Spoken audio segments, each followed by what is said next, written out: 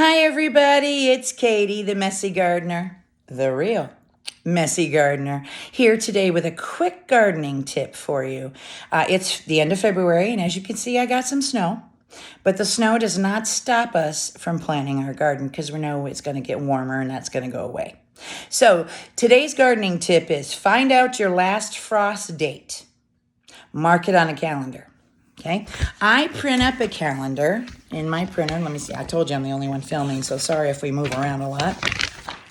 There we go.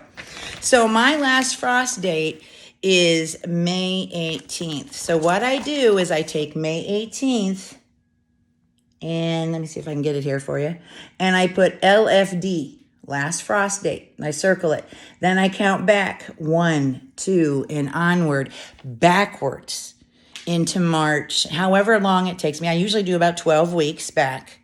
So that gives me an idea when to start things. And then I take my seed packets that I don't already know exactly when to start them, because there is some I do know ahead of time.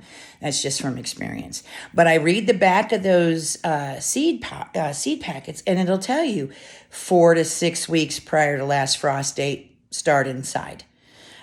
So that's where that calendar is really helpful. You can count back and you know exactly what date or what week is that 6 to 8 weeks prior, and you can start those seeds inside.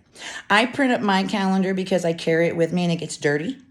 But if you're not like that, like I am, a messy gardener, get dirt everywhere, then you can use your regular calendar if you would like.